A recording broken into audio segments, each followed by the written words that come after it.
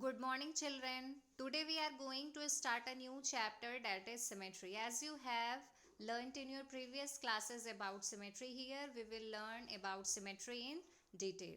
So, when any figure is divided into two equal parts, then that very figure is said to have symmetry. And the line along which it is divided in two equal parts, that very line is said to be line of symmetry. So here the first figure is of equilateral triangle. As you know that in equilateral triangle all three sides are equal and each angle is 60 degrees. So this is an example of regular polygon. Regular polygon means a closed figure which is made up of line segments and whose each side is equal and each angle is also equal.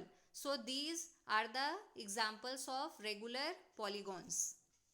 So here this is equilateral triangle. So when you will fold it from left to right or right to left, then it will be folded into two equal parts. So this is your first line of symmetry. Similarly, along this side it can also be folded into two equal parts. So this is your second line of symmetry, and along this side also this can be folded into two equal parts. So this is your third line of symmetry. So we can say that in equilateral triangle there are three lines of symmetry. Similarly, in a square it can be folded from left to right or right to left.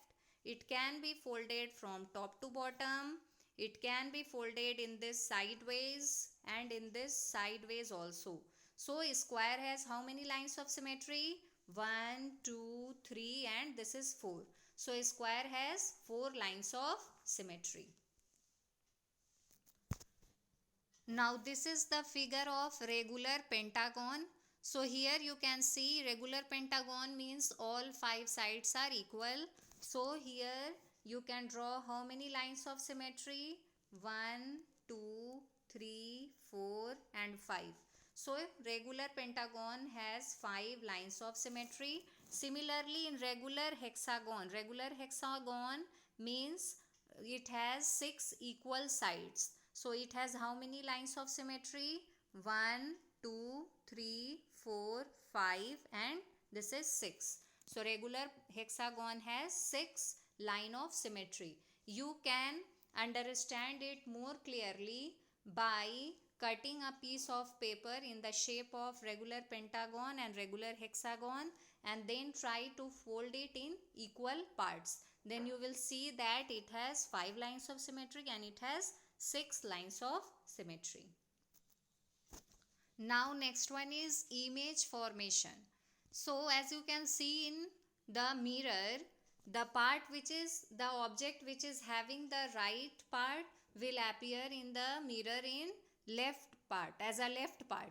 Similarly, the object which is in the left side will appear in the mirror in right side. So just opposite we see in our mirror. So here the object is R and when you will see in the mirror, then this R will appear like this. So this is the side one, this is your left part will appear in this is right part. Similarly, this shape is in the right hand side and in mirror it is appearing in left hand side. So this is all about image formation in mirror.